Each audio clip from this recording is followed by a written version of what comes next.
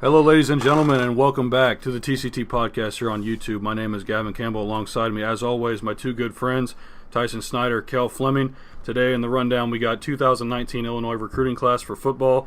Hopefully, Lovie Smith can get things turned around. Then we're going to move into some NBA free agency, and as always, finish up with some NL Central talk. But today we have a very special guest, and I'm going to go ahead and hand it over to Cale Fleming and introduce him. Yeah, so for today, joining us, it's going to help us out a little bit with the Illini recruiting class of 2019. A little bit of Illini talk for 2018 as well. Jake Stevenson. Jake's a longtime friend of mine, longtime friend of Tyson's, also a teammate. They both played football together in high school for, 3 years? Mm-hmm. Through longer than that. High school for 3 years. Yeah, longer than that, Little League forever. For sure. But not only did Jake and Tyson play high school football together, Jake he took his talents to the next level down in McKendree College in Lebanon, Illinois. For those of you who don't know where that's at, that's outside St. Louis by about 20 minutes. But I'm going to turn it over to Jake real quick and let him introduce himself, to kind of explain how the recruiting process went for you, as much as you can anyway, and just let us know how you like it down there at McKendree and what you guys think you're going to do this season. Well, I appreciate it, guys. I've always been a big podcast guy and a bigger sports guy, so I really jumped the opportunity to come on here. Yeah, like I said, go to McKendree University. I play center there. I was recruited as a defensive lineman, and I play center, so that was kind of the thing for me that was really interesting. But, played football with Tyson, played baseball with Tyson, stuff like that. So for me, it was no-brainer. These are my guys here, so I had to come on. But talking recruiting, and this is why I really like recruiting, and it's something I kind of want to take a career in, is everyone's different. And there's a lot of twists and turns, who's the leader, who's not the leader. And like for me, example, when I started my recruiting process, went through some different agencies and stuff, but in the end it's sending out emails and stuff if you're a lower key guy like myself. And then you just see where the offers come in. So for example, for me, my first offer came in even while I was at an Illinois basketball game, so that's kind of going to tie into Illinois stuff later. And you think for that team I won't name names or anything, but they think they're the leader because they get to that offer first, which is something we talk about with guys. Like example, Pritchard was an offensive lineman who just committed to Virginia Tech, but Rod Smith got in and got an offer, so people thought Illinois was the leader. And you'll see it kind of, sometimes it matters, sometimes it doesn't. So that's something that really makes every recruiting different too. So that team offers, they think they're in the lead, but then other teams come in. Same thing that happened with Pritchard. Same thing that happened with a lot of guys where you're like, oh, somebody offered this kid. We need to talk to him. So we'll talk like Cumbie, running back out of Texas. He committed to Illinois just recently, and then Texas Tech comes in and swoops in an offer. They think that, local guy, we can get him. So recruiting is very hot and cold, and you kind of wonder where people are going to be at. But yeah, I've always been an Illinois fan, follow Illinois recruiting quite a bit, football, basketball. So I have no problem being on here talking either one with you guys whenever you want. For sure. We really appreciate it because we're looking for all the guests we can get. So let's go ahead. Let's kick it off real quick before we get into the Illini football, because that's going to take a while because we can sit here and talk Illini sports all day. We had some pretty big news last night in the NBA world. Of course, if you haven't heard already, you probably are living under a rock because it was under any social media platform you could find, and also Fox News and CNN sent out notifications. LeBron James leaving Cleveland, obviously, go figure. We called that. We knew where he was going to leave, just didn't know where he was going to go. Signed with the LA Lakers for, what was it, $154 million for 5 years, 4 years? 4 years, I believe. 4 years. 4 years. Big news for LA. They got their first max deal, but PG, though, also opted into his contract. Or he opted out of his to sign a max deal with the Thunder. Yeah. So that kind of leaves some stuff up in the air for LA. 137 for PG, which we knew that the Thunder could offer him more money than anybody else. We just didn't know if he would want to come back with Russell Westbrook and Carmelo Anthony, which really makes you wonder, because the payroll for that OKC team is now to the point where you look back a few years ago when James Harden left, over $4 million. Not $4 million a year. This was $4 million total. And the owner said, no, we'll give the money. But on top of that, they end up, keeping Melo. He opts into his player option. And then we have Paul George re-signing with OKC. And then we also have Russell Westbrook that got his extension last summer. So we'll have he clearly enjoys OKC. He loves the fans. We know that. But I guess he enjoys playing with Russell Westbrook, and he wants to run it back. So we'll see what they can do. We know they got bounced in the first round this year by Utah Jazz and the upcoming Donovan Mitchell. Should have won Rookie of the Year, by the way, but that's an argument for a different day. LeBron, that max contract, Tyson. I mean, we knew it was on his radar. We just didn't know who would be going with him, and now that Paul George isn't going to be there, the Spurs are kind of being stingy with Kawhi Leonard right now, not really taking offers, asking a little bit too much.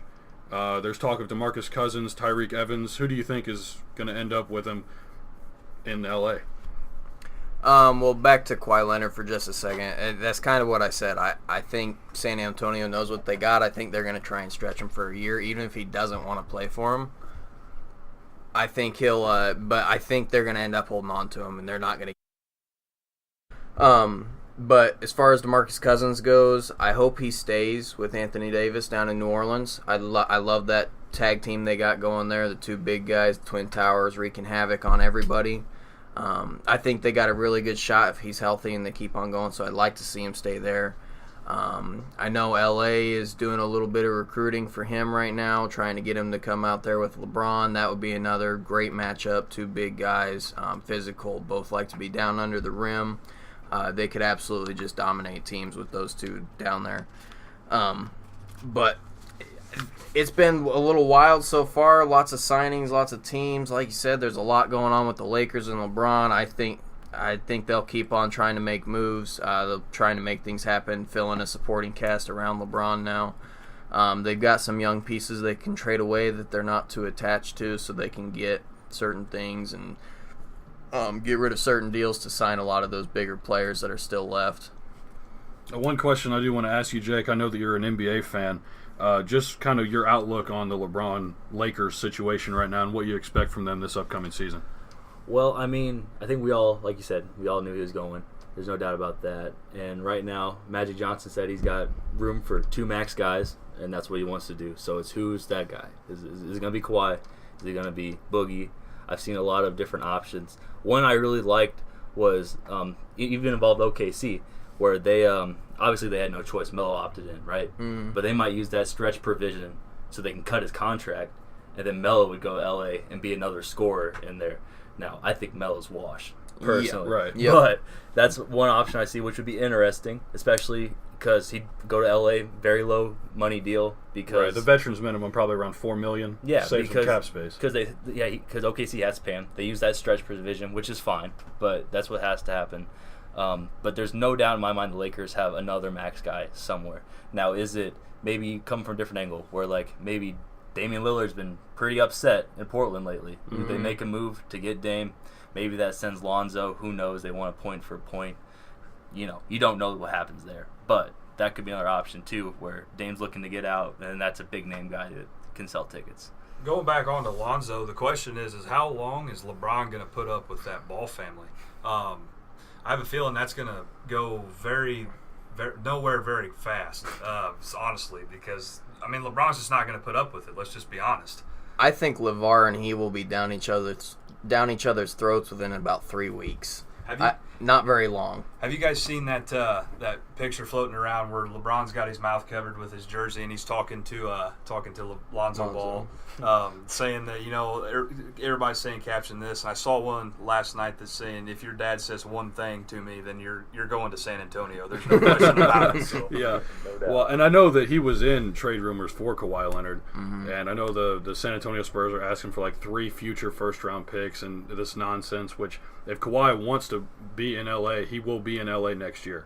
But Paul George also said he wanted to be in LA 2 years ago when he was with Indiana, and now he's in OKC. So things do change. If the Spurs decide to trade him somewhere, let's say Philadelphia, and you have the big three of Ben Simmons, Joel Embiid, Kawhi Leonard, not to mention JJ Redick is coming back, so they have a shooter. And Fultz. Absolutely, we expect Fultz to improve. I mean, if they go to the finals, if they beat Boston, Toronto, whoever, and they make it to the finals, if they put up a fight, maybe Kawhi wants to stay in Philly. It's just a rumor that's been going around. Or say Boston wants to trade for him with their assets. We know Danny Ainge is a gambling man, and he might be willing to do it. If he gets Kawhi Leonard and ends up even winning the title with that Boston team, let's not count them out, and he gets a ring, would he want to stay and keep it going? things can happen. So I'm sure LA wants to get a deal done for Leonard. It's just how much are they willing to give up? Right. Going back to Philadelphia, I would imagine that deal for Kawhi would involve Fultz.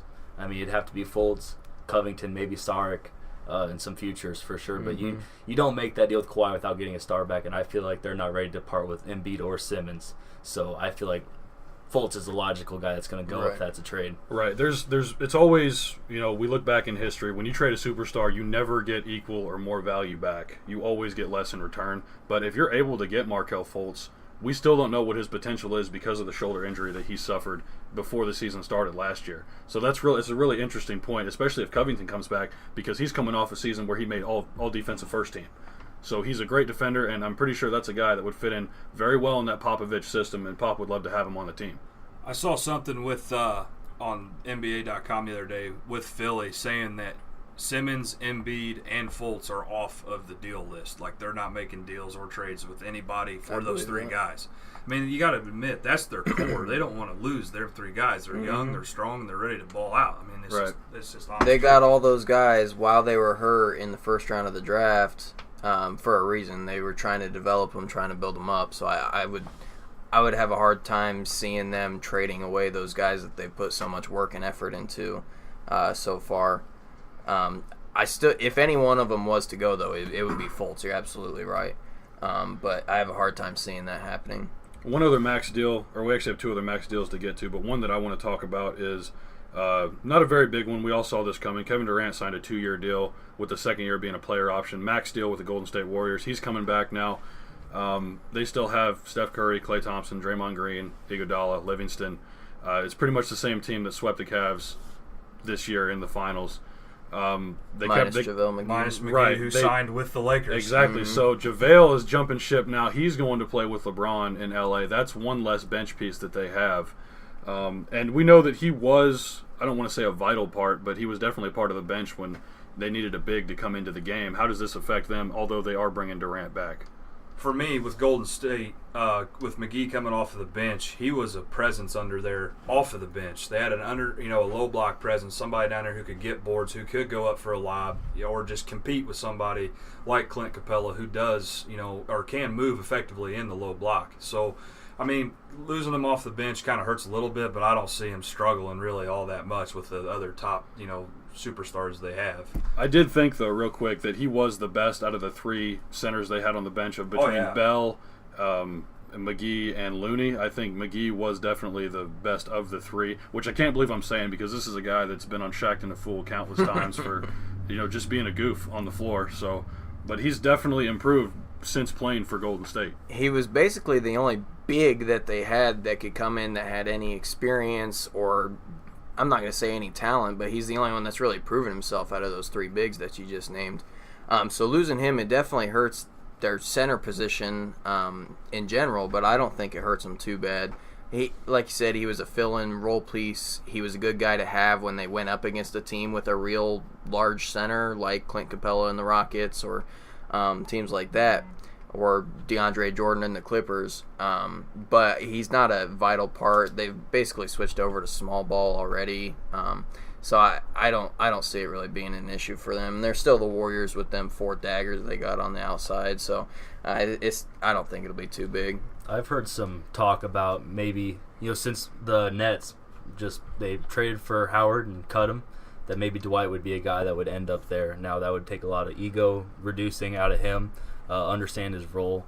But, Dwight's never a guy we consider someone to mentor young guys. But, No. I mean, maybe, who knows? But that's something I've heard.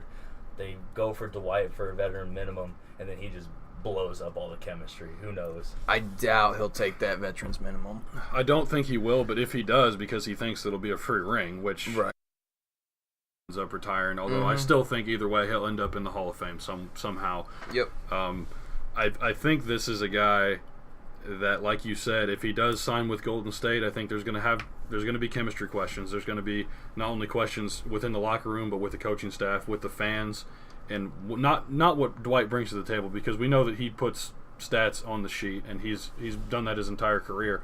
But ever since leaving Orlando with that back injury, he hasn't been the same player. Soft. Especially being a guy that plays back to the basket in a league where three-pointers are more prominent, you know. Mhm. So it'll definitely be interesting, and he probably needs to hang him up here pretty soon. And not because he's talented, but because the league doesn't need him anymore. He doesn't need players like that anymore. One of my favorite signings, I know we've got another max deal to talk about, but my favorite signing that I've seen so far is Doug McDermott to Welcome to Indiana Indiana. for 3 years. Good pickup for Indiana. Get another guy that can shoot from the outside, Dougie McBuckets. Oh, yeah. I'm ready to see him start raining stuff, help out Oladipo some, and the other guys over there. But that's been my favorite pickup so far, the free agency. I just want to add something on McDermott real quick. The thing about Dougie McBuckets is that he is a certified journeyman in the NBA now, especially ever since he left Chicago. Where did he go? After Chicago. OKC. OKC, and didn't he go somewhere else after OKC? Or he got traded? He went to New York. Okay, that was in where he was at. in this Cantor trade. Yeah. Okay, so he's been on 3 teams now. What's he been in the league for? 4 seasons? 4 or 5 years, yeah. So he's a certified journeyman, but I'm excited to watch him in Indiana this year. Well, and Pacers. it's great that he signed a 3-year deal with them, so we might be able to find some stability. We know that, unfortunately, especially for me and Cale, because we love Lance, they let him go. I believe it was yesterday. It was yesterday to L.A. Yeah, he's going to play. The LeBron Whisperer is going to play with LeBron in Los Angeles. How do you see that turning out? Man, that's gonna be interesting. And this is just me, but I get the funny feeling that it's gonna work out. And I don't know why, but I feel like him and LeBron, they'll kiss and make up and be like, yeah, I'm sorry, LeBron, I didn't mean to blow in your ear, And Yeah. I was just trying to whisper some sweet nothings. I didn't mean nothing. It's all right. Well, and we know that he's a competitor, and LeBron likes those guys because we know that the Cavs signed Kendrick Perkins, who is also an instigator in the league in his days, and especially in Boston. So if he has one of those guys on his team now, he has a guy that can disrupt the other team, get inside their psyche, and other things like that. But I think it'll work itself out. But going back to what I was saying, they let Lance go, and now they bring in a guy who can play that small forward position, just like Bogdanovich that they already have. So they can kind of swap minutes there and come in and shoot threes when they need to. You could even play them together if you're going small ball. We know that Victor can shoot threes. Collison can even shoot threes. Corey Joseph. Miles Turner, hopefully he can develop a better three-point shot, but that team's looking really good in the East. See, that's the thing is I'm still kind of more old school, so I don't want to see big men out there shooting corner threes. Right. That's just me. I want to see big men like Miles Turner, whoever it be, JaVale McGee, anybody down there on the low block just going to work. That's 100% biased opinion. And I know that the game nowadays is kind of shifting to where big men need to shoot from the outside, but for me personally, I would just rather see them stay inside the low block, maybe 15 feet and in. That's about where they belong in my opinion. Jake, what's your take on the Pacers acquiring McBuckets here? And they already have a bona fide all-star in Victor next year. If they can get someone else, because they've let Lance go, they have room for probably one more role player, because Glenn Robinson III also signed with the Detroit Pistons. He's gone now. Just your overall thought of this team. It's kind of a local team, only maybe an hour and a half away. How do you think they'll fare next season? I mean, in my opinion, I think Indy was the only people that answered the phone when Doug called, to be honest with you. But it's a good fit with them. I think Doug is going to be pretty comfortable there. I know Cale has been following some pace, so I've been watching too. And I think Oladipo is the real deal.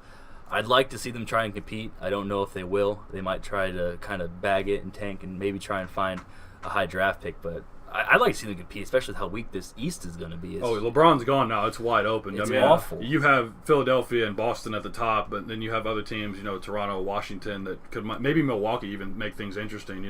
We'd still, especially Indiana, we don't know how it's going to fare. I mean, there's a reason he signed the minute free agency open. That was his spot. That's who wanted him. He saw mutual value. Maybe it's the only person that wanted him, but it seems to be a good fit for him, and I think it'll work out. It definitely should. The other max deal that we wanted to get to, though, and this is an older guy, probably deserved to get paid, but maybe a little too late in his career for this kind of money. Houston Rockets signing Chris Paul to a $160 million max contract to come back to Houston. This was a little bit of a head-scratcher for me. I thought that Paul would take a little less money to try to keep some of those role players around, even try to add to some of that talent, but when he got traded to Houston and he took that sign and trade deal with the Los Angeles Clippers, we knew what he wanted to do, and the GM Daryl Morey said, "We got your back," Ended up giving him 4 years, $160 million. What's your guys' thoughts? So real quick, before Tyson jumps into his take on this, last season Chris Paul averaged 18.6 a game in points and 7.9 assists. That is not a max deal in my opinion. Not a max deal, but like I said, a guy that finally has playoff experience, finally got to the Western Conference Finals for the first time in his career. Like I said, not worth the money, but probably deserved it. Oh, absolutely right. I think it's about time in his career that he finally got paid, got a deal like that. It's just too late. He's getting a little bit older. Good for Chris Paul. I mean, hopefully he can get a ring here in the next couple of years. But I wish he'd have taken a little bit less money, like you said, to keep some of them role players around. So maybe Ariza wouldn't have left. Maybe they can sign Clint Capella for a little bit better deal. And I think Capella's going to stay. I think they're going to throw the bag at him. It doesn't matter what he gets signed to, he'll be there. But you're right, Ariza's gone for that reason. Now, it's not an awful deal. Like, if Chris Paul would have played in that playoff game, I think they have a really good shot at winning it. Now, I think they need Chris Paul. I just don't think they need him for that money. So hopefully it'll all work out. Hopefully he can stay healthy and actually play most of the games in these upcoming years on that deal. And I think that's the key, is staying healthy, because there's a lot of people, more than most, say that had Chris Paul played in Game 6 and 7, that the Rockets would be holding up that championship right now. And with his age, that health is always going to be a question. With being 33 or 34, whatever he is, he's getting up there. He's too old for that kind of money. We've kind of beat a dead horse here by saying this, all four of us. This is just not worth the Rockets' money at this point, especially since they got a young core kind of technically with them, and they still got to pay James Harden as well. So that kind of money. Well, now you have two players on a max contract, and you might have to give another max to Clint Capella. And if you have three max guys with no role players, that's it. You've got a problem. Yeah, they're going to be in the same slump that OKC's in right now, because they're in the same situation, same boat. So I just feel like it's not going to pay off. Yeah, they're not, like you said, OKC's not going to be able to add any more pieces, just like Houston's not going to be able to. Already losing Ariza, they brought back Gerald Green, but I'd much rather have Ariza than Green on coming off the bench. They're still going to. I believe they still have Tucker, unless they need to re-sign him, which is going to be another question mark. But I want to talk about Ariza going to Phoenix on a 1-year, $15 million deal. For the Suns and their young core, that's got to be great for a veteran guy. That's like, you couldn't ask for anything else. Similar with JJ Redick's situation, going back to Philadelphia, I think for $13 million, 1-year deal. Yep. And he's going to get to play with Joel Embiid, Ben Simmons, and Saric Fultz again. But Ariza in Phoenix, they got two rookies coming in with Mikal Bridges, DeAndre Ayton. They already have an upcoming superstar in Devin Booker. This is a great core to join, not to mention they already have Tyson Chandler with some veteran presence in that locker room. Dragon Bender should get better this year. Just that overall core that's in Phoenix right now. They were the worst team in basketball a year ago, Jake. How do you think they're coming season? Do you see them maybe fighting for an 8-9 seed or not yet? First things first, Ariza just went and got paid. Like, that's straight. He's been with Kobe. He got his rings. He's been everywhere. Ariza's like all over the place. He just wanted the bag. He wanted to get paid. Nobody blames him. He's been there, done that. It'd been nice to see him do something in Houston, but that's what happens. CP3 gets the money we talked about. There's no money left. What's Ariza gonna do? I'm gonna go get paid. I'm about to retire here next handful of years. Just go get money. So from that aspect, I don't think he's going there with the mindset of a mentor. I think he's really money motivated at this point. But it's a team. It's a good team. Booker, the word is that he's pretty mad about Ulis getting cut. Yeah. And, those guys, good connection. You wonder if that's going to affect Booker re-signing later, which you think it wouldn't, but you don't know. We don't know. So what happens there? Do they compete? They're going to be better. They're the worst team in the league by far. But 21 wins. How better? There's nowhere for them to go but up. Yeah, I suppose. But, that's just the fact of the matter, is that you have to be better. But are they an 8 seed in the West? Doubt it. The Lakers just took a playoff spot with LeBron James, so Right. I'd say probably not. Even you have bad good teams like the Timberwolves that we love here. Like they're a bad team that's good. That's a 3 seed in the East, but they're fighting for 6 in the West. So there's time to develop, and it's not right now for those guys. But it is what it is. I want to get to one thing real quick before we get to the last couple free agent signings here that we want to talk about. What I want to ask you, Jake, is now that the West is so loaded, the past couple years, past 2 or 3 years even, the NBA and the commissioner, Adam Silver, have discussed getting rid of conferences and changing the playoff seeding instead of 1 through 8 in each conference to 1 through 16. Now, obviously, there's the logistics issues that come up with that, but would it just be overall more entertaining and better for the players, the league, fans, everyone, if they just went 1 through 16? You know, there's a part of me that likes tradition. That's like, you know, you pick your conference for a reason. Go win your conference. You can go get to the finals. And then you never know what happens to you in the finals. But the fact of the matter is you don't see 8 seeds in the finals. This is a fact. So what gets the best competition?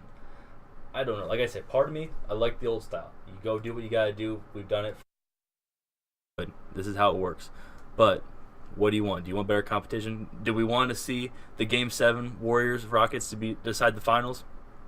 Absolutely. I mean, it's a better game. Like, Game 1 was competitive for the finals, and then JR decided that it was no longer finals. So, I mean, yeah, it probably makes a better product, if we want to say that. There's nostalgia versus there's the truth. The truth is it's a better product. Right, and there's those people that say that the finals ended after the Warriors beat the Rockets in Game 7, which I find it hard to argue after the Cavs went in there and got swept after really only having a competitive Game 1. You could say Game 3 was semi-competitive, but they still lost by double digits. Like you said, I would agree. Cale, Tyson, I don't know how you guys feel on this subject, but if you could go ahead and give us your opinions on what do you think, the commissioner should look into. I love having the conferences. I love the East and West, especially with how it is now. And the West is so strong. I don't know why more stars aren't jumping ship. But since it's happening this way and all the talent is out on that West Coast, I don't see any reason not to. We would have 12, 13, 14 teams from the West in the playoffs with two to four guys from the East, just because that Western Conference is so good. And it would be much better competition. It would be a lot more fun to watch for the fans, for just about everybody, getting that chance at a matchup, Lakers, Golden State, or Golden State, Houston, or whoever you want to fill in there. I would even like to see the Timberwolves against somebody. It would be awesome to have two of those Western teams in there because they're all just so good. I would like to see that whole division play rather than watching half of the abysmal East fight for a spot that doesn't mean anything. I'm going to be real straight with you guys. I don't really care. Honestly, it doesn't matter to me either which way the way it goes. Yeah, the West is loaded, but to me, that means the East has got to step up a little bit. If they want to be better, they got to make themselves better. All the talent's going out over there. There's no arguing over that. There's one superstar left in the East, in my opinion, and that's Kyrie. So if they could counterpoint, Giannis. Okay, well, upcoming. Giannis, yeah. The only one that's a true superstar currently right now in my head is Kyrie. So if they want to switch this playoff formatting the way they're wanting to, I personally don't care. I would like to see it. Tradition's tradition. I'm a traditionalist, so you can't beat it. But I don't know. I don't have a very good stance on this to give a very biased opinion either which way. I'd like my Bulls to catch an 8 seed, though, so we should probably keep it the way it is. The same. Yeah.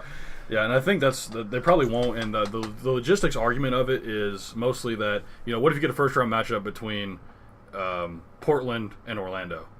You got a big problem. You got to fly 3,000 miles just to play each other.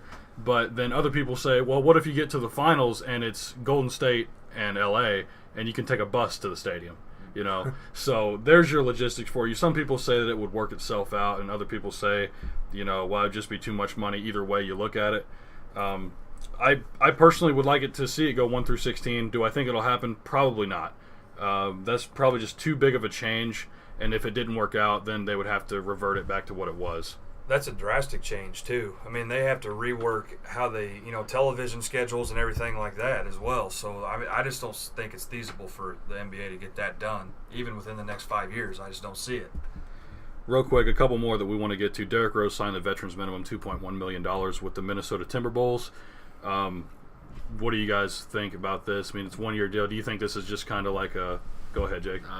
The biggest thing for here is D. Rose gets paid by Adidas. That's what matters. He's getting, just by being on a roster, doesn't have to play, doesn't have to do anything, gets paid a lot of money. That's all it is. I mean, Tibbs, he owes you one, Go get paid. We'll sign for the better minimum. Do you think that he's done after this year?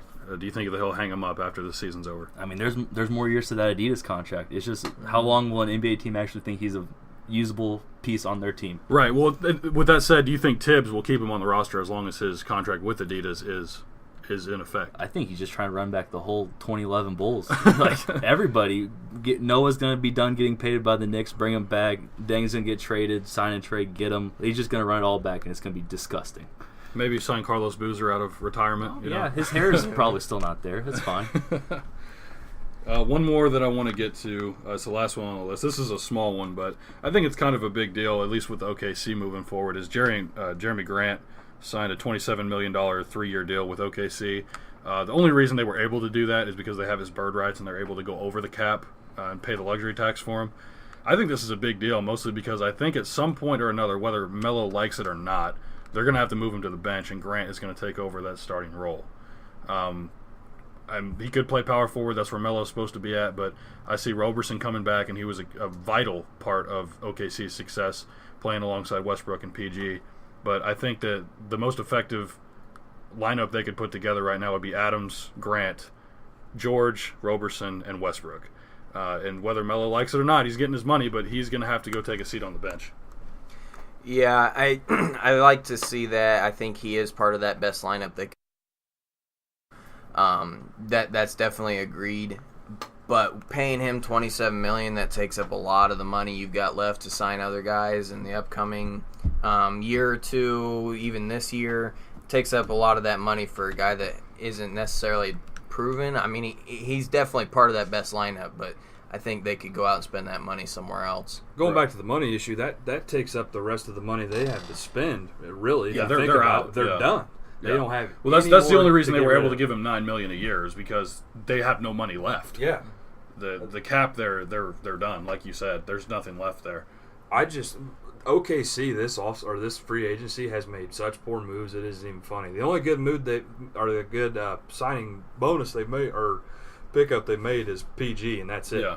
You know, he's the only one on that team besides Westbrook who deserves a max deal, but Westbrook's contract isn't up yet. Right. He just took the extension a couple years or last year, and he has 2 years moving forward. With Melo picking up that player option, that really screwed him over with that $28 million. Mm-hmm. Thankfully, that's gone next year, so hopefully that $28 million can come off the books and they can get a couple veteran guys to pair up with them because their bench is not very deep. Collison retired after how many years? Because he only played for the Sonics and Thunder, so he was a lifer. He's gone now. Their bench consists of like Abrinas. I mean, that's really the only good guy that's coming off your bench. Raymond Felton. He's been washed up for a few years now. Thanks. So, I mean, that's really it for them. But we'll have to see what they're going to be able to do moving forward. But that's going to do it for NBA free agency. There was a couple more that we could have gotten to. There was Marco Bellinelli went back to the Spurs. Tyreek Evans is taking meetings with the Lakers today.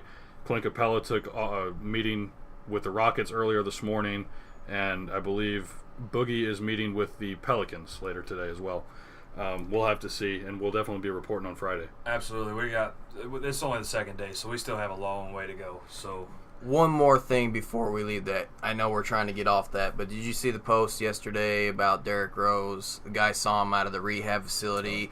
You the man, D Rose, and his response was, "Not anymore. I wish I was. I used to be, but I'm not anymore."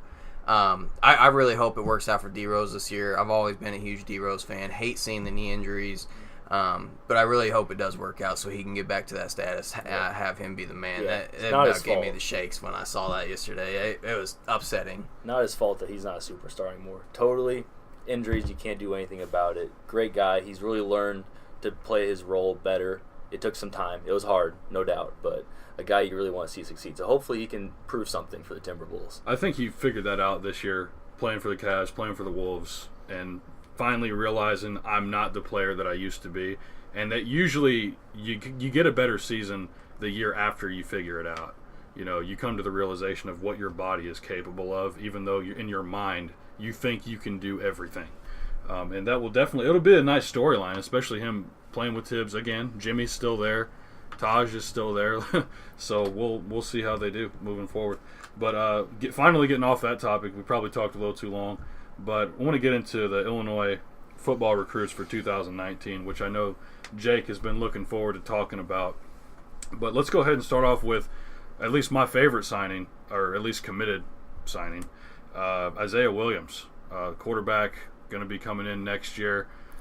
Just go ahead and give me your thoughts on him and how you think he'll be able to turn Illinois around. So Isaiah Williams right now, the way he's played, looking to play quarterback. Now, he's not the tallest guy. I think, Cale, you have him listed at 5'9.5". That's not a Division I quarterback height. No. I mean, that's the fact of the matter. But what is true is he was at the Friday Night Lights camp. He was throwing as good as anybody. So he's going to get his shot to play. He's got his coach here, with Corey Patterson. He's going to get a chance to compete at quarterback. And he deserves it. 5-star, 4-star guy. But he looks good as a receiver because he's fast. And he's quick, and he can go side to side. Doesn't matter. He scores. He finds the end zone. That's just the makeup of him. So can he play receiver? Preferably. That's what Ohio State wanted him to do. That's what Alabama wanted to do. That's what Michigan wanted him to do. But he's not there. And why is he at Illinois? Because we said he could try and play quarterback, and that's what he deserves. So you gotta accept that. He's definitely earned that right to play quarterback. Trinity Catholic High School out of St. Louis, they went 9-0 in the regular season. They lost in the first round of their playoffs 48-46, but he led that team to an undefeated regular season. They outscored their opponents in all 10 of their games last year, 468-80. And 48 of that 80 that they let up was in that final game that they finally lost. So he led his team to over a 400-point outscoring every other team that they played. I think he's definitely earned that spot to try at quarterback. Like you said, he's not the ideal size, 5'9.5". He's got a lot better shot at receiver. He reminds me a lot like Antonio Brown. He's got that kind of potential.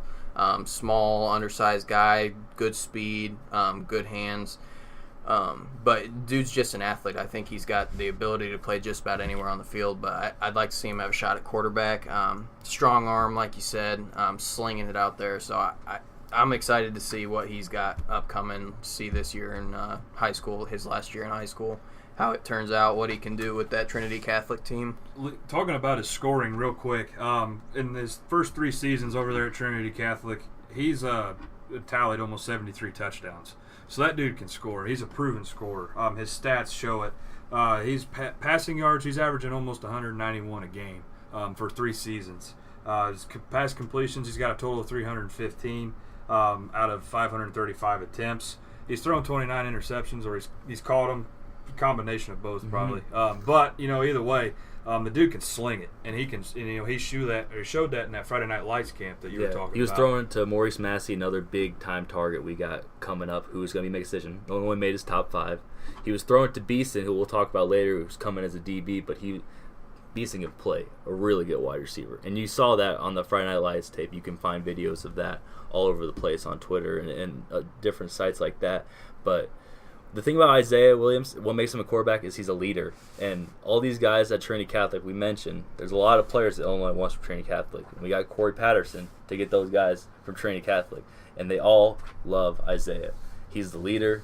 He's the head of that unit, and they all want to bring the movement to the CU. And he's the start of it. So when you get Isaiah Williams, you get more guys. And we'll talk about another one later that came because of that. But that's what you need. One question I want to ask real quick is, we had an Isaiah Williams about 10 years ago. Do we expect him to be up to par with Juice when he was here? Different type player for sure. Juice, big body, he'll run you over and he'll sling it. Like, we all love Juice. I remember watching him beat Ohio State. Basically, the last time we were good, we had Juice. Yeah. So that's what you need. This guy, shifty. He's got straight line speed. He got 4.7 listed as a 40. That's not Juice, but this is Isaiah Williams, and he's going to be dynamic, which is something we didn't really call Juice. We just called him good. He was just solid. He ran strong. He threw strong. He was a leader. Isaiah, he's going to be dynamic. He's going to be in multiple parts of the game in terms of running the ball, throwing the ball. It's going to be a very interesting game with him and what he can bring to the table, which is different than Juice. Do you see him as like a young Russell Wilson type quarterback? Yeah, I mean, to a point where he's going to use his size differently than other quarterbacks. He's going to be elusive in the pocket and out of the pocket. Russell tends to stay in the pocket and throw more now that he's got some experience, which is going to take time for Isaiah if he ends up in that role. I wouldn't put him going to wide receiver, period, and not even playing quarterback. But he gets that chance, and I think he'll play like that, where he's a field general. He'll make the calls. Guys want to play for him, and it's just, does he give his best value to the team as a quarterback, or is his best value as a receiver, where Illinois needs players at receiver? Yeah, so Williams, though, he's probably one of the better quarterbacks we're going to see. One thing I want to talk about real quick, though, me and Jake were talking about this off air the other day.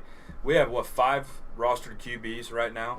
So will he get any time, behind the center taking snaps? And that's the tough point, because you've got Cam Thomas, who played this past season a little bit.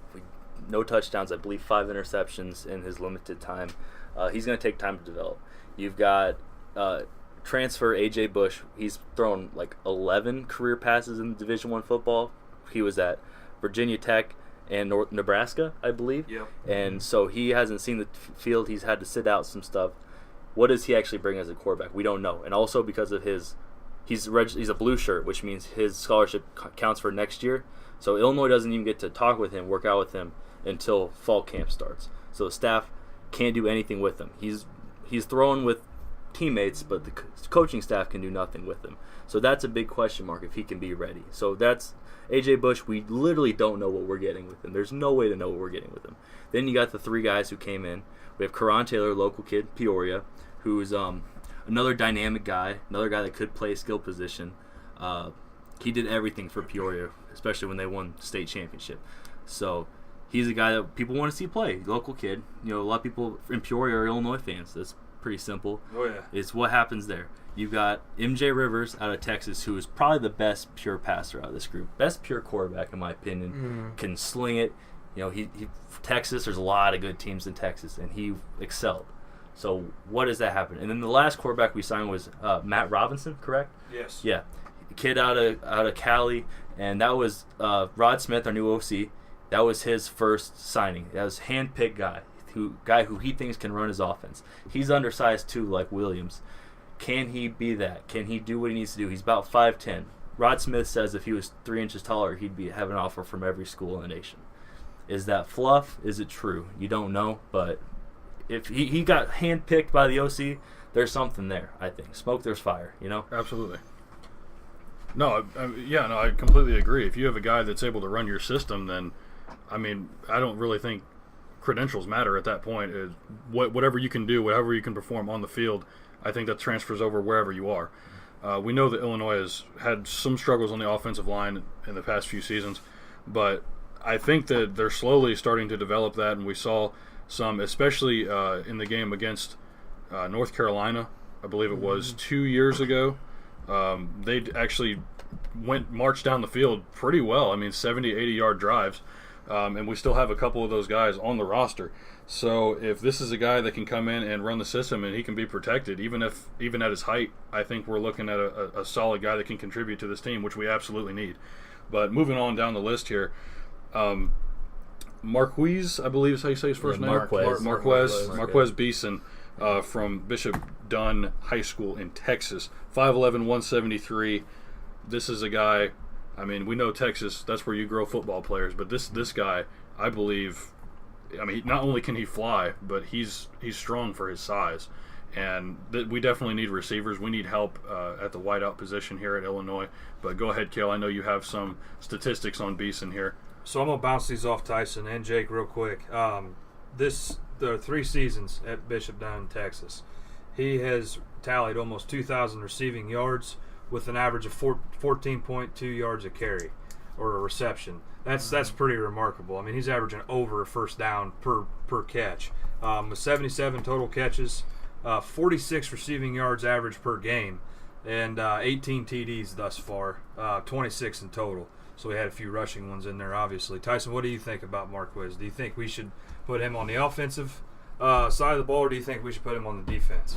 Well, he's got crazy wicked speed. He's got phenomenal hands. He can run by just about anybody and catch just about anything. He would be a great addition to the offensive side. And like Jake touched on earlier, he's from one of them Texas high schools that had some decent success. Texas, as Gavin said, is where you grow football players. This dude can absolutely play. But I think his stats show on the offensive side, but I think he is a defensive back. I think if you watch his tapes playing defense, he is great. He's locked down on anybody that lines up against him. Them good hands translate well to getting physical with his receivers. He can get those interceptions. He's got the speed to keep up with anybody. I think he's a great defensive back, and defensive backs are hard to come by, especially good ones like he is. So for Illinois, I'd actually really like to see him on the defensive side instead of the offensive side. And that's where he's going to play as the main right now. This kid, there's like an X factor. I can't even explain it. He's just a dog. He has this mentality. Give me your best guy, I will shut him down. Mm-hmm. There's plenty of video of him, Under Armour camps, things like that, national camps, where he calls out the best guy, and he talks as much trash talk as he possibly can, and then he backs it up. He is good. Reminds me a lot of Jalen Ramsey for Jacksonville. Yeah. Just the overall attitude and aura. We going to the Super Bowl, and we going to win that thing. No, he has that mindset without a doubt. Like I said, there's plenty of video of him up, especially Illinois camp. He went head-to-head against the best receiver target we have, Maurice Massey, at the Friday Night Lights camp, and he went to work. It's just fact of the matter. They both got their chances. They both worked hard, but Beeson wants the best. He always wants the best. Real quick, before we continue on Beeson, I just want to add one thing. He started this entire tidal wave of top-tier talent, obviously. He was the first hard commit, so that's saying something. He saw what Corey Patterson and Thad Ward were putting together here in Illinois, or Liddyville if you want to call it that. I like that term better. But anyway, he started it all, and I kind of really like that because, like Jake said, his defensive mentality and his mentality that he wants to go up against the best, whether that be, them receivers from Wisconsin or whoever, Ohio State. Yeah. I'm ready to see this kid go out there and just perform. So, but it's amazing that he coming from Texas. He's coming clear to Champaign, and he started this tidal wave of top-tier talent and helped recruit Isaiah Williams, really, if you think about it. Yeah, absolutely. That kind of what pushed Isaiah to go ahead and jump. And Beeson, we even get this 4-star talent because Hayes Stoker has been working in Texas tremendously. He tried for some targets last year, and it didn't quite hit, but he built some great relationships. We have 2 current players on the team, including Calvin Avery, a big defensive tackle, who's going to play, and that's all Bishop Dunn. Bishop Dunn's a very good school for talent, and Hayes Stoker put in the work and got Beeson. And Beeson is going to play everywhere. Like we talked about, he's going to play DB, he's going to play receiver, but the fact of the matter is he's going to return kicks, he's going to be everywhere. Think of him like a Jabril Peppers almost. Mm-hmm. He's like not the same type of player, but same type of role where he's going to play great defense, he's going to return the ball. You'll see him on offense if you want to change the pace. A guy that's actually absolutely electric, and like Tyson said, this kid's fast. He's got long strides. Like you're not getting past him, and if you do, you're not past him for long. He goes very aggressive, hands-on DB, goes to lock you down, true lockdown corner. Now, every player has their warts. Like we're not going to say this kid's perfect, but this kid has the right mentality. He's got that dog mentality that's not a quitter. That kid's going to work, and he's going to make everybody around him better. And that's why I really love Beeson on this U of I team. Well, and as Cale said, he started this kind of wave of the top-tier talent that we started getting, and that's exactly what he is. He's top-tier. He's rated as a 4-star, but he's got 5-star potential. He's a phenomenal player. And like as Jake was saying, you got to just have this kid on the field. When he's out there, good things happen. It doesn't matter what position he's playing, where he's at, who's lined up against him. If he's there, good things are happening. And he turned down LSU, Texas A&M, blue chip marquee schools to come to Illinois. And he knows what he wants. A big school is known for football a lot more than Illinois is. Yes. But like you said, and Tyson attests to this, is he's a 4-star recruit, and I think the only reason they didn't give him a 5-star is because you can't rate somebody based off the animal that is inside. Absolutely. Okay, that's not a statistic you can put on paper. But if you were gonna base anything off of the rating process, is he's a 5-star based on that alone. I mean, you want guys that are going to play for you and put everything on the line for you. Well, and that's exactly what he wants too. He started that wave. He wants to be here. We finally got a guy that wants to be here and wants to perform and wants to put on for his the team that he's on. And they only give out like 7 to 10 5-star ratings a year. It's not very many. It's very hard to get that rating. If there was ever a 4-star recruit that deserved one, I think it's this guy. But that 5-star rating is not hard to get, so it's not a big deal that he didn't get that 5-star rating. 4-star is they're as good as they come. More 4 stars and 3 stars turn into good players than those 5-star guys do. And you think the numbering system, I think if it's out of a 1.0, right? And a 4-star is a 4.59 or something like that. And what's the difference between a 0.4 or a point, like, 0.945 guy and a 0.95 guy? Like, there's an indescribable difference, but people think that they can put a number on talent. And to a point you can, but you can't really, you don't know what's going to happen. J.J. Watt was a no-star guy, a 1-star guy, and went to Central Michigan, and then he ends up in Wisconsin, and he's defensive player. You can't put stars and just expect it to be always right. And J.J. Watt's another guy with that motor, with that drive, that dog in him that gives him that ability to do what he does every single time when he's healthy on the field. But like you said, the 5 stars, like Cale said, it's most of them I would say wilt under the pressure, But those 4-star guys, I think it's better to be rated a 4-star, even a 3-star if you're 4 or 5-star talent, because then you have that chip on your shoulder you can play with every single time you're on that field. And we'll see a lot of guys like that, 4 and 3-star guys that Illinois is going to pick up that are going to be very helpful. Nobody knew Bennett Williams coming out of high school. Bennett Williams is all freshman, great safety for Illinois right now. It doesn't matter. We have to. You, as an Illinois fan, do you trust the talent evaluation that we have set with Lovie Smith's staff? And so far, I like it. I don't know about other people. I'm not trying to drink all the Kool-Aid here, but they found guys that can play so far, and it's just going to keep happening if we keep supporting it. Right, and I think one thing before we move on to the next recruit here is that people, I think especially around here, are way too impatient with Coach Smith and what he's trying to put together here. Especially after the second year of disappointment, I would say, is, where's the wins at? He has 3 wins in his entire NCAA career, and this is a guy that took the Chicago Bears, had one of the best defenses of all time, and to the Super Bowl. He's an NFL coach. He even coached at college before he went to the NFL. So this is something that I feel like it's a process, and people need to understand that it will be a process, and next year we should start to see some results. The reason why Illinois fans like myself are so impatient is because since 2007 we haven't really had a decent season.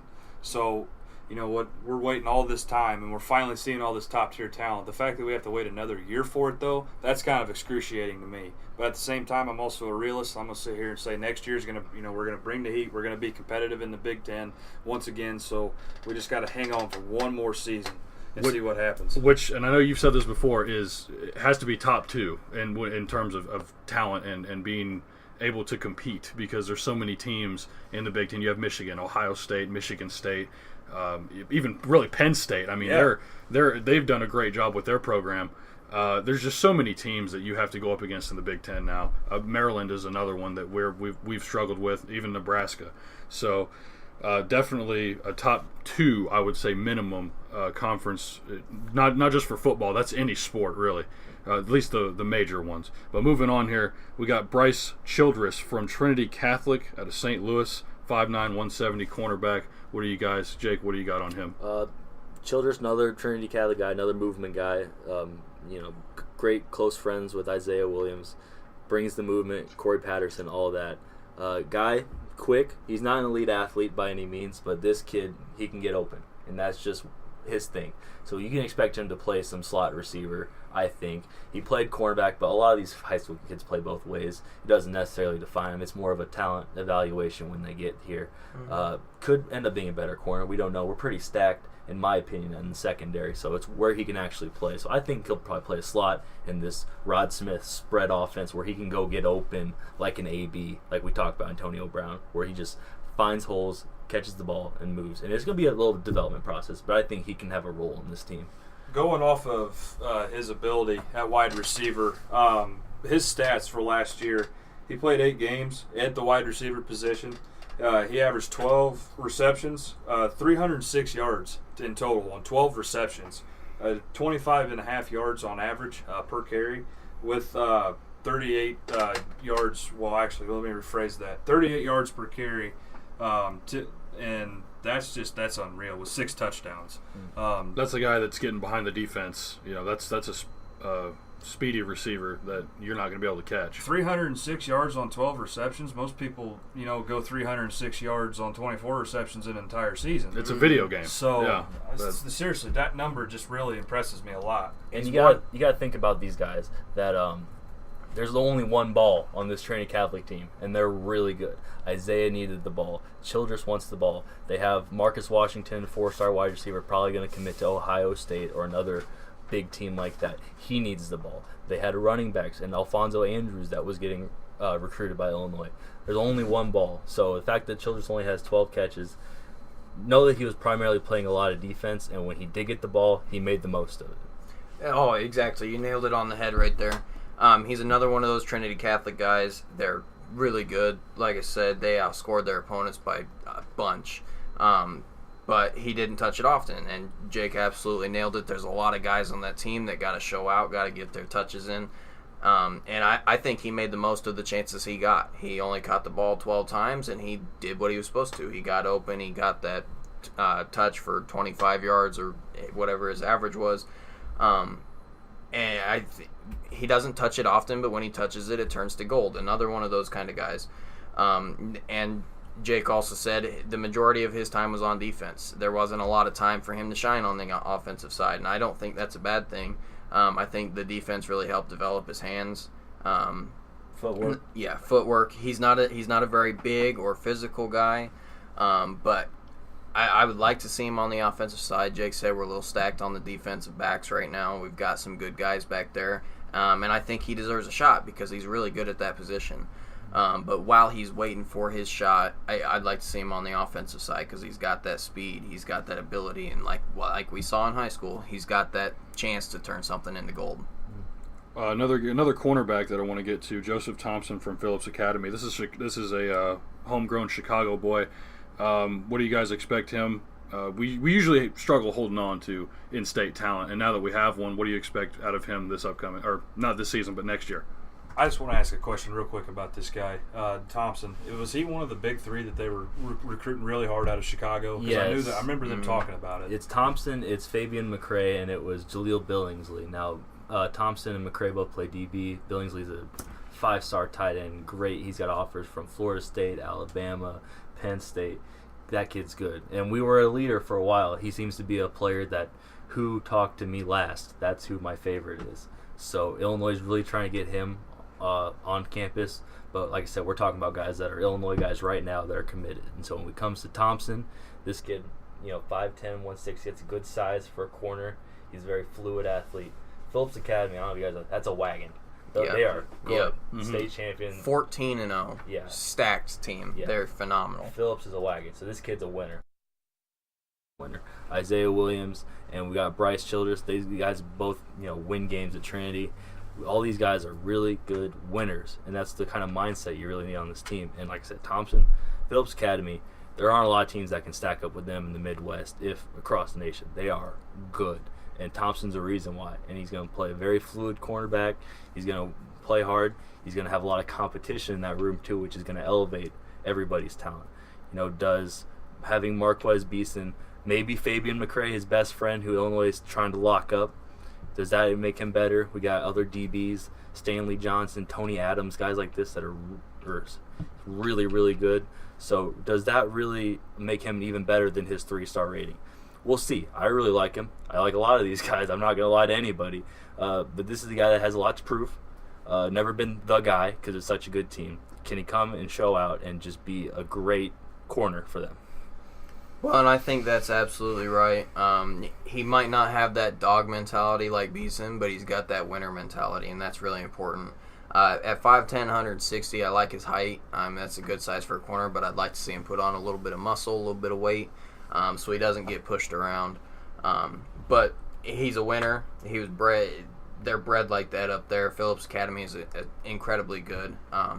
So I'm glad, like you said, Lovey is finally getting some of these Chicago boys to stay around. We've needed that for a long time, and it's finally happening. So not only for Lovey too, but for Brad Underwood as well. We're starting to see an influx of Chicago, recruits, top tier Chicago recruits come down and stay home. And that's really what Illinois needs. We need to stop sending the University of Illinois needs to stop sending all these guys to Kentucky or wherever else. You know, they need to get them home, bring them here to Champaign where they belong. So to me, that's just phenomenal that we're starting to get the top tier talent out of Chicago, which we should be recruiting Chicago super hard anyway, in my opinion. Oh, that's exactly where we should be at. Why they ever strayed away from that to begin with is beyond me. And I see you shrugging your shoulders at me, and I don't have an answer for you. I don't know where to find one. If someone could please give us an answer in the comments, I would really appreciate that. But moving on to the next guy here, Kyron Cumby from Plano, Texas. He's a 5'7", 160-pound. This guy ran a 10.3 100-meter dash. That's fast.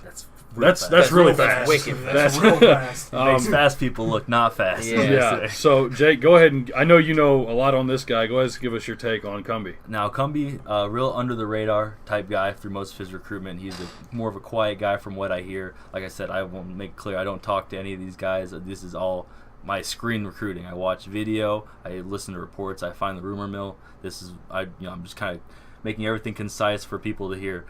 He's not a very talkative guy, but he's fast. And he's the real deal. Yeah, he's the real deal. He's think of him. He's fast. Think of it as a Sproles type situation with this Illinois offense. We get him in space, let him create, which is something you really need when you have elite guys like that in terms of being an athlete. Well, everywhere Darren Sproles has went, he's had success, and he's been on a handful of different teams in the NFL already. Yeah, absolutely. Now, Cumby came to the Friday Night Lights camp just a few weeks back and really looked good. Got his offer. Illinois closed fast. They wanted him. They knew he was the guy for this spread offense of Rod Smith, and they just went and they said, "You are our guy." And they closed right away, committed pretty quickly within a few weeks. And then we later saw, and as I talked to Cale about, Texas Tech came in and offered right after Cumby committed because they're like, "Oh, we've been missing on this talent."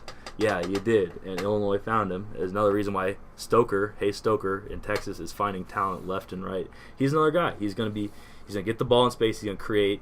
He's another guy that could return kicks, punts, stuff like that, because that's what you want out of those explosive athletes is just get them the ball, let them create. Think of like a Tariq Cohen for all our Bears fans. Absolutely. Very similar type concept that they're going to try and implement with him is that he's going to go get the ball and just go to work. Well, then that's what Illinois wants is, especially in the spread offense, they want a back that can catch it out of the backfield. Absolutely. Which we know that he can do that, Tyson. Well, and I think you nailed it on the head with the Darren Sproles comparison. Very similar, small-bodied, 5'7", 160, but wicked fast, crazy shifty, can do just whatever he wants with the ball. He can wiggle his way through just about anything. I think he can have success at any level doing that, just like Sproles had. So I think you absolutely nailed it on the head with that. He's just an athlete, another one of those guys. I'm glad that Texas Tech and all them Texas schools missed on him because he's crazy good. He's phenomenal. Whenever he's got the ball in his hands, things just happen. It works. It's like magic. So he's a guy that I'm really glad to have coming up on the team here next year. But coming out of Plano, Texas, that's another big recruit from down there. Just real quick, some numbers on Cumby. Cumby last year, 17-18, his junior season, he rushed for almost 1,500 yards. That's pretty remarkable. 378 receptions too. So total yards, he was almost over 2,000. So 1,961 to be exact. That's unreal. Yards a game, he's at almost 200. He's 178.3. So that's pretty sweet right there. Big pickup. He does it all, and like I said, another Texas guy. They play good football in Texas. I know we beat it to death here, but if you get guys from Texas, guys from Florida, guys from Chicago, that's high-level competition, and even California guys too. We've seen a lot of our California guys pay off. Mm-hmm. You get players who play good players, they're going to be really good, and this is a guy did it all for his team in a very tough area in Texas, and you just got to respect it, and you got to be excited to see him with the ball. Well, we have him coming in, and his running back mate here, Nick Findenzo out of Montini Catholic, 6 foot, 200-pound running back. Another Illinois native, keep in mind, coming out of Lombard. Yep, Lombard, Chicago. And for him, hit a lot of Illinois camps early. It's sophomore year, stuff like that, and really showed out over some good competition at running back guys. Bolingbrook guy would be Anthony Williams, I believe is his name, guy who's looking to go to Cincinnati now, who everybody thought was locked for Illinois, but Findanzo said, nope, I'm going to run my 11 1,500-meter dash speed, and I'm going to show Illinois that I can play, and he did. And a guy that Illinois was his first offer, and one of those things, like I said, you never know what happens, but he appreciated it. He took it to heart, and he committed. So that's another guy that really enjoyed that, and a guy that Illinois found under the radar. He wasn't ranked. After Illinois gets the commit, he's a 3-star guy now. So what happens? Well, I just want to touch on this. An 11.15 100-meter from a guy that's 6 foot, 200 pounds.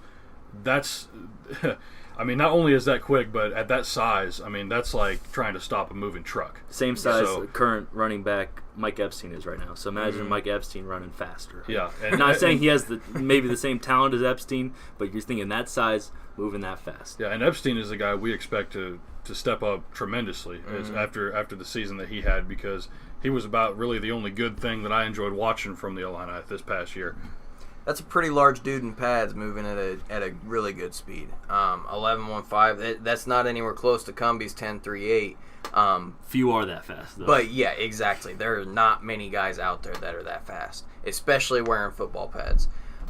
So I think he's got potential to be phenomenal. His team, Montini Catholic, they weren't all that. They went 7-5 this year.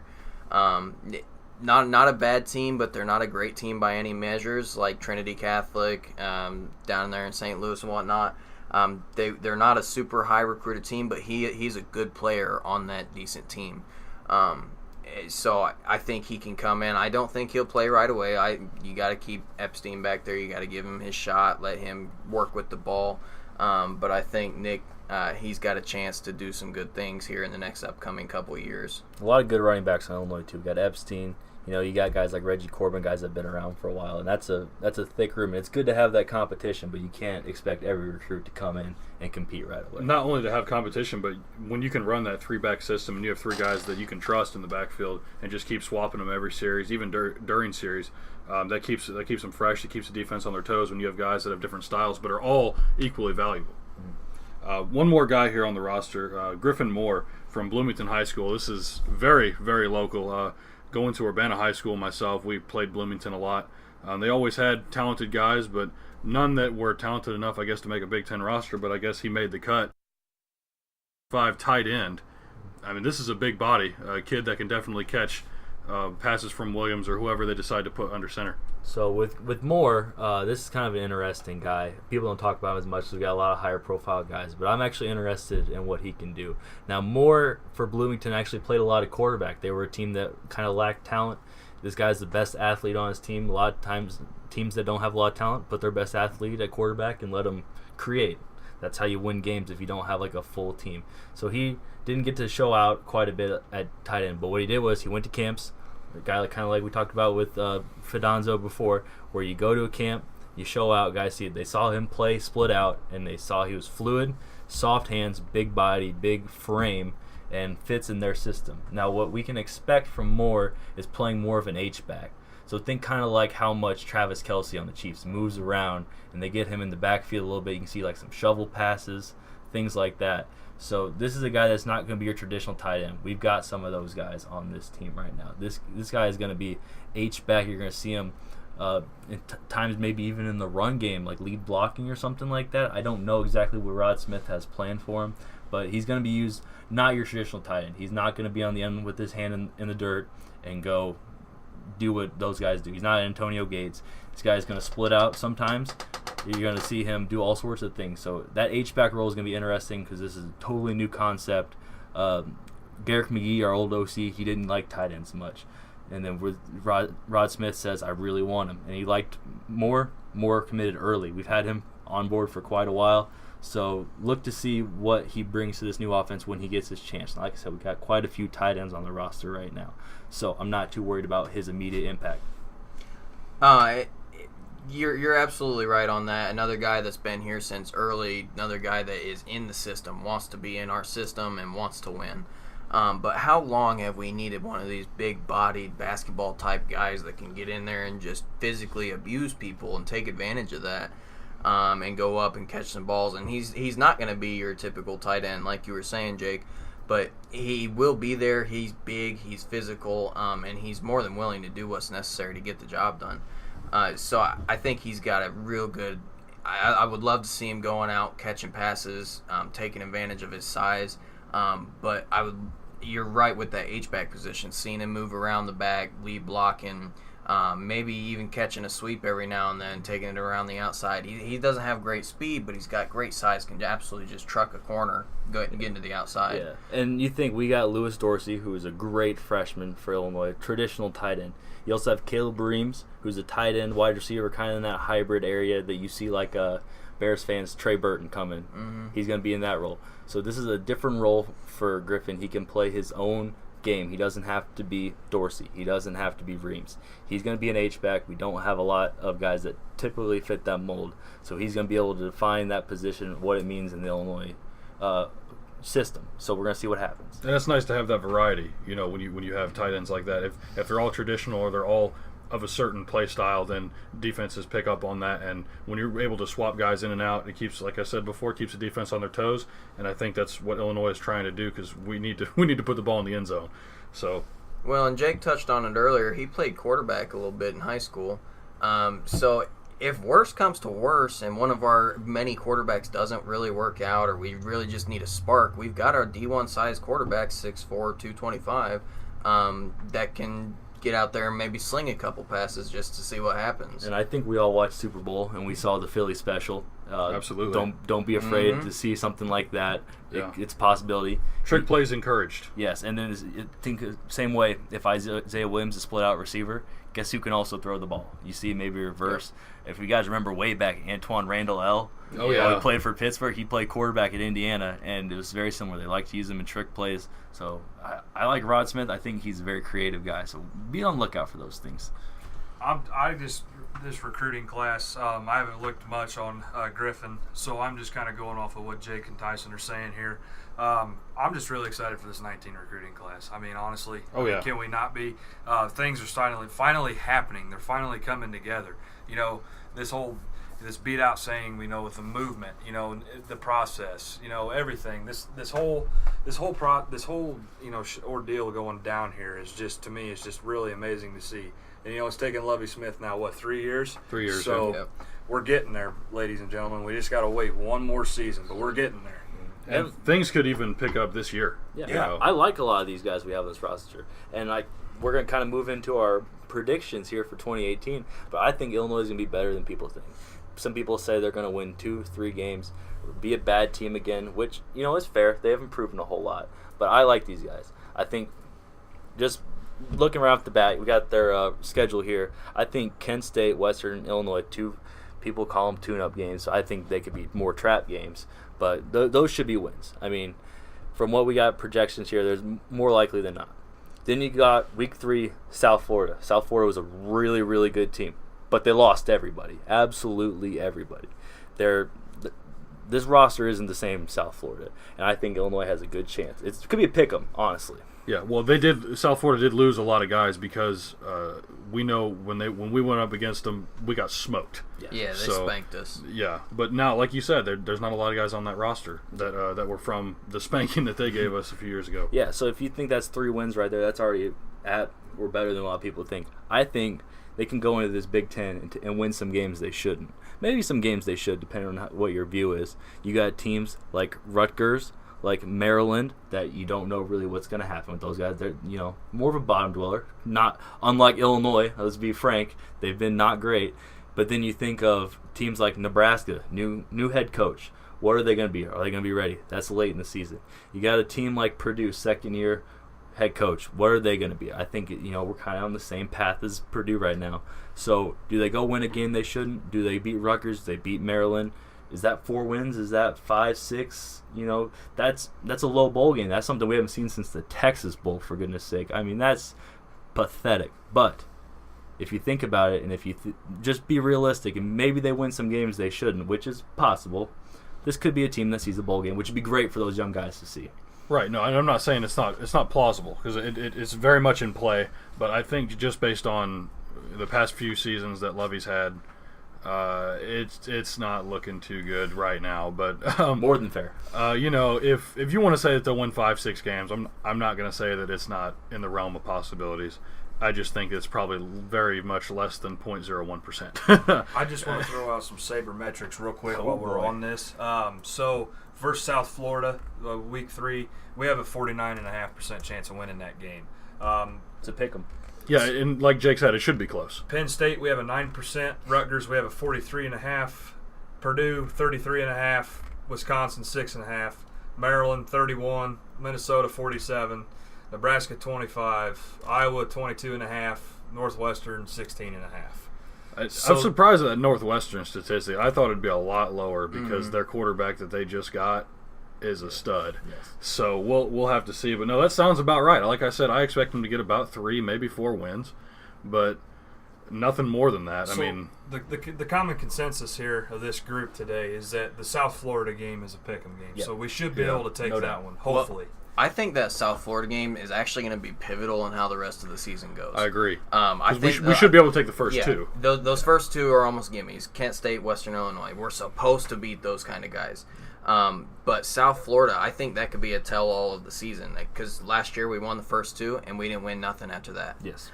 So I think if with those guys, with the trend they're starting to see with our new guys, they've got a year under their belts. They're finally starting to come together and play together. I think that could either really help or really hurt. If we lose that, I can see losing some games that we're not supposed to down the road. If we win that, I think it gives them a little confidence. So when they go into Penn State and we get smoked, hopefully not, but if it happens, it's not going to completely destroy them. I think it gives them a shot to keep on keeping on. So when they play Rutgers the following shot at winning that game, that we've got a 40% chance, 30, 35. 43.5. Yeah, 43.5. If we start off the season 4-1, I'll be ecstatic. I'm content with that. Yeah, Right. that's all I need. and that's just after that's 4-1. After that, I really think we're always competitive with Northwestern. That game's always a dogfight. I can see us winning that one.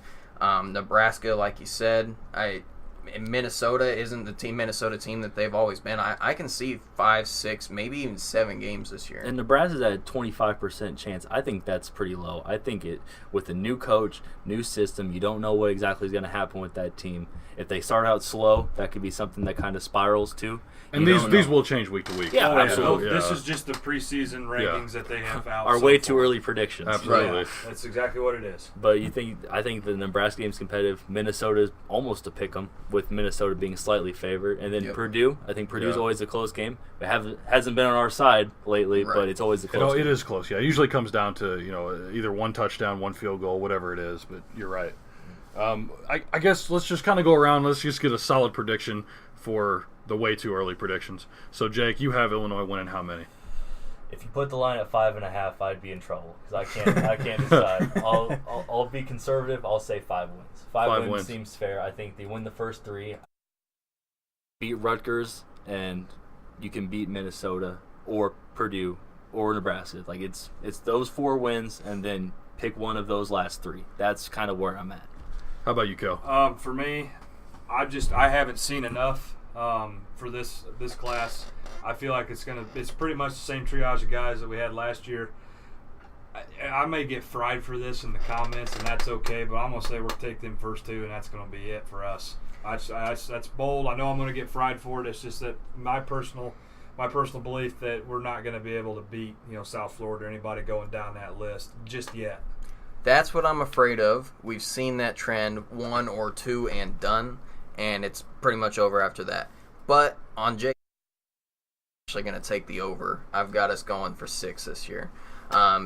If we can take those first 3, I can see a Purdue win. I can see a Northwestern win. I can see a Nebraska or a Minnesota win.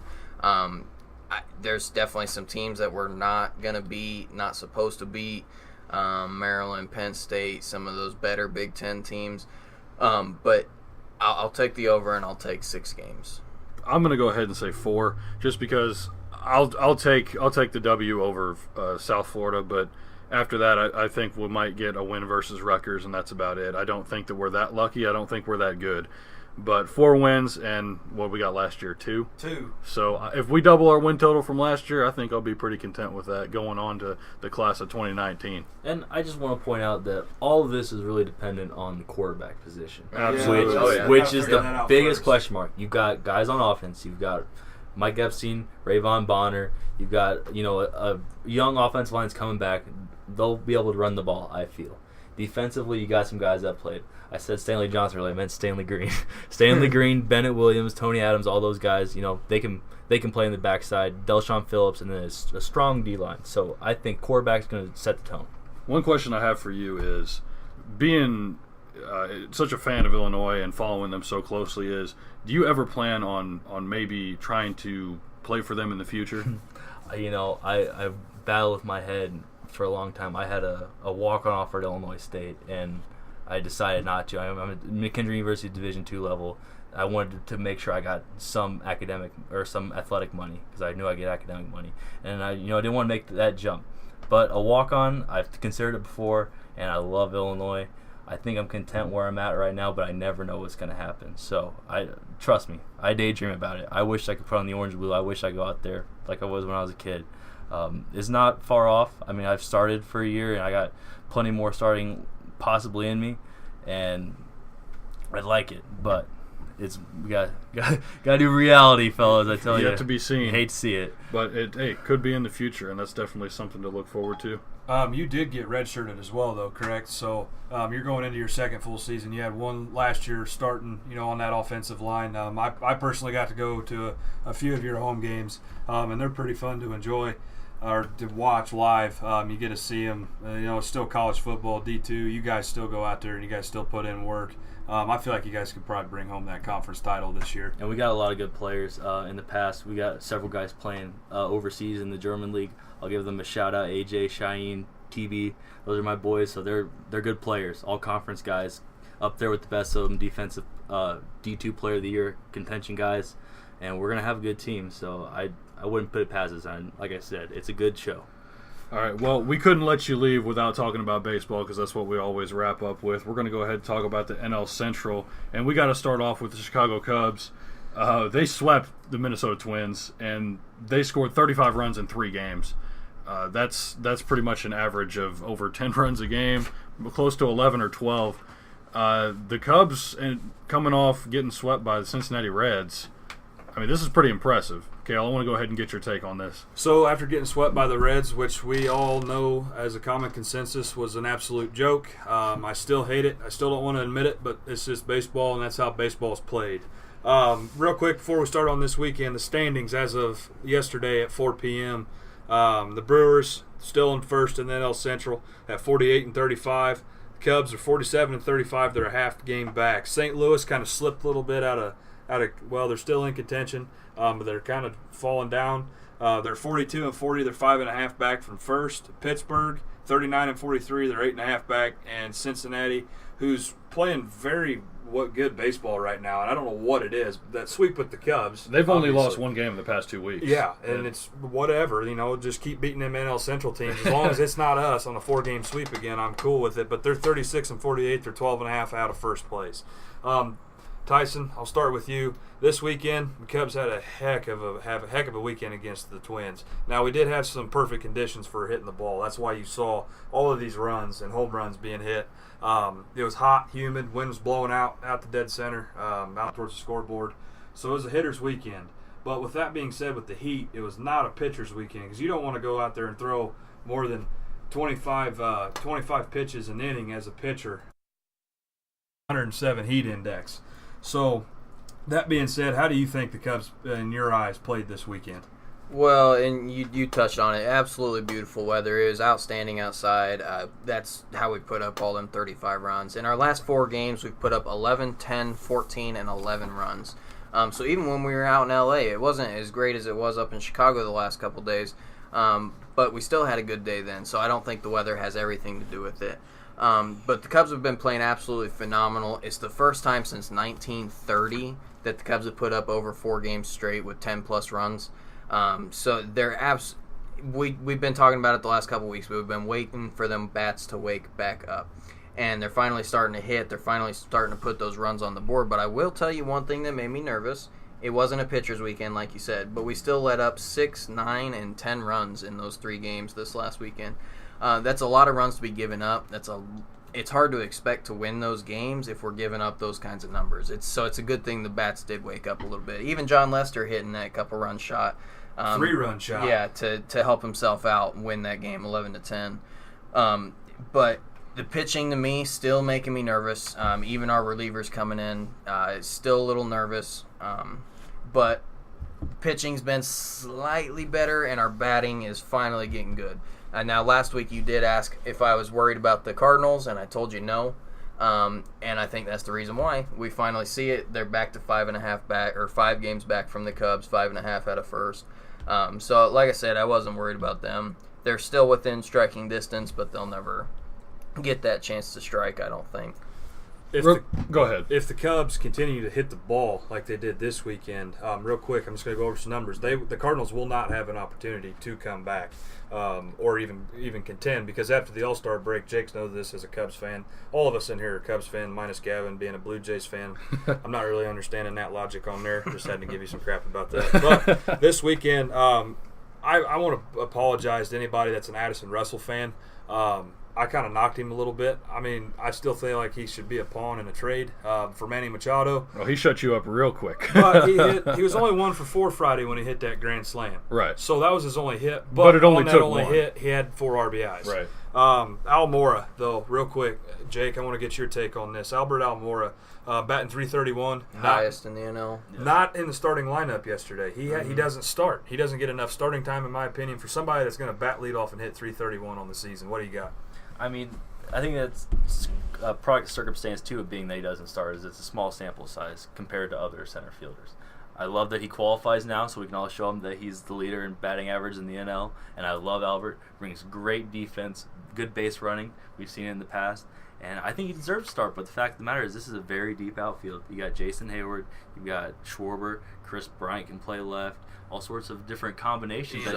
Ian Happ, Zobrist, all these different options where you're like, none of these guys actually have to work harder than they need to, which is kind of makes you wonder, why aren't we going to win? Like, why don't we win more now? We're a good team. We should win more games. But the fact of the matter is, if you can get to the playoffs and then play your best baseball, that's shown by a lot of teams. That's how you win championships, is that you find yourself playing the best baseball at the right time. So I trust Madden. A lot of people are calling for his head. They don't know why he's doing what he's doing, especially with Almora sitting, which, like I said, but guy that brings great defense. And like I said, he finally found his bat. We all wondered through all the minors and when he first got called up if he'd find that bat. And it looks like he's got it to some extent right now. And, I'm just going to continue to trust the process we've got going on. Tyson, you weren't here for this. I don't know if you got to listen to our episode for Friday, but Tyson brought this up. Albert Almora gives it all every play, whether he's crashing headfirst into the wall out there or sliding in, jumping over the fences, you name it, at the plate, on the bases, out in the field. You can't ask any more from this kid, or guy rather. I just feel like he qualifies for some more playing time. So, Tyson, what do you think? Well, I just want to piggyback on that. He's one of those guys, like the Liddy Gang 19, Illinois football recruits. He's got that spark. He wants to be there, and he wants to perform.